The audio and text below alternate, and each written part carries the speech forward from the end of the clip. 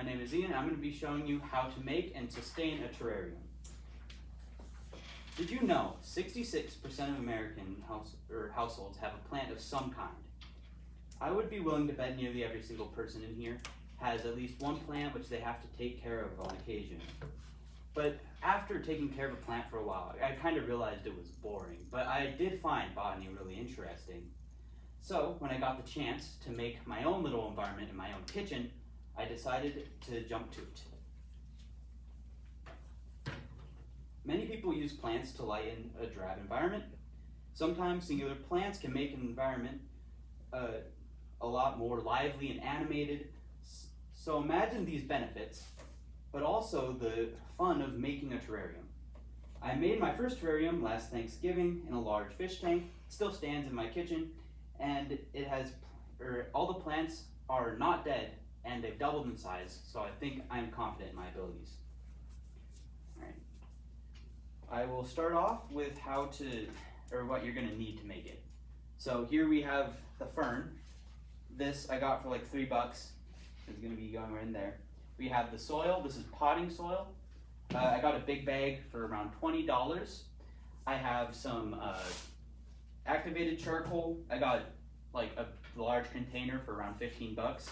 I have some screen door netting. You can probably find this at a hardware store for cheap.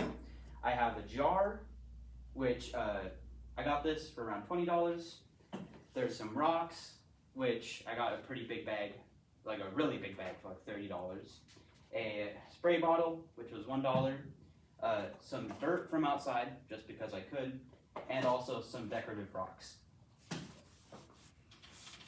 right, and to start off, we're going to start with the drainage layer.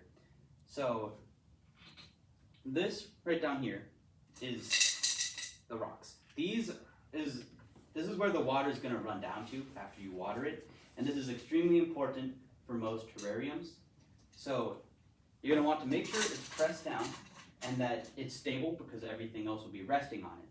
After you're done with the drainage layer, you're going to take this. This separates the drainage layer from the substrate.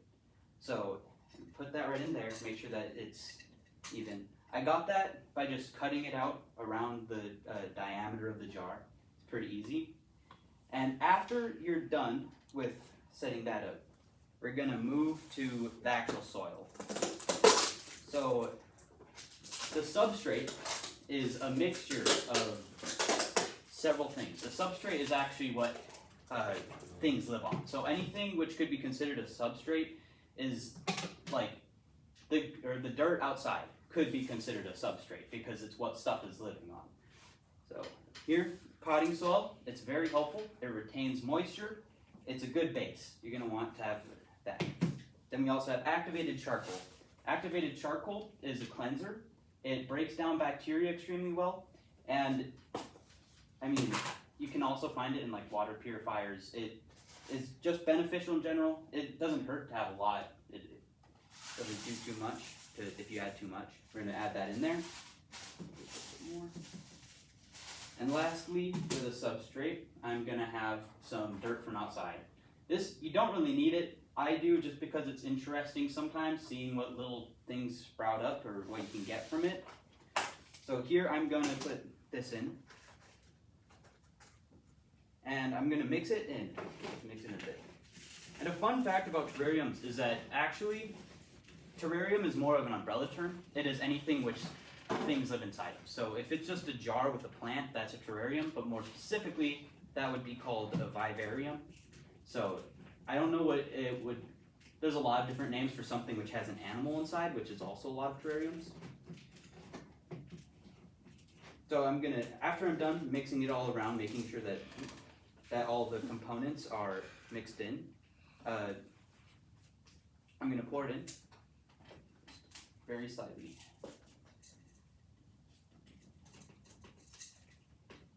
It is very messy, so that's why I put paper down. I realized I did miss the paper bit, but it's fine. My bad. It's all very well planned out, and I'm very good at this. So after you get all the dirt poured in, you're going to want a good amount. You're going to create a divot kind of near the center so that you can fit the plant in. That's how to make the substrate and how to make the drainage layer. And then we're going to be moving on to how to plant the fern. This is an asparagus fern. I don't know too much about it, but it's a very small, simple plant. When you're removing it from this, you're going to want to be careful to tap the bottom of it to release it, and make sure that you do not pull out any of the roots or any of the shoots up top. I'm going to take it, and I'm just going to fit it in, fade out that a bit.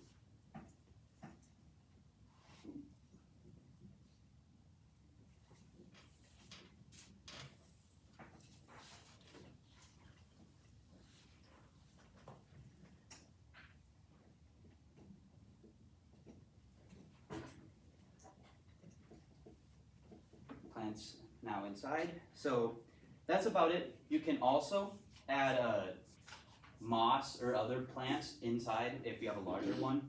I could not get a hold of any moss. It is similar to activated charcoal. It kills bacteria, and it also retains water. So it's generally healthy for the system. This one is so small it doesn't really need it. And that's it for the planting of the fern. And lastly, we're going to be moving on to how to take care of a terrarium after it's completed. So we're going to water it. Less is more in this situation. It's actually, overwatering is a major issue. It can happen very easily, and to make sure you're not overwatered, check in about a week after the terrarium is made.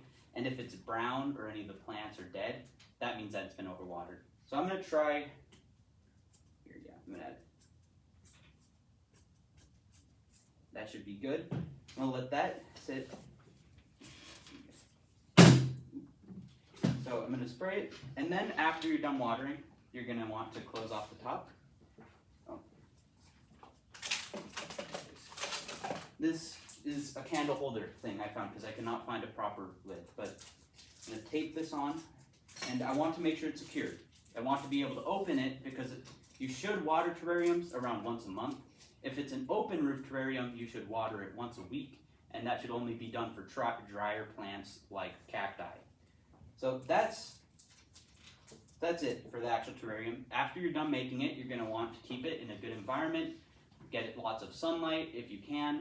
If you don't have ability to access the sun, you can use a sunlight. And that's all for the actual terrarium. Today I showed you how to make the substrate and the soil and the drainage, how to plant the fern, and how to properly take care of a plant. Thank you for listening to my speech.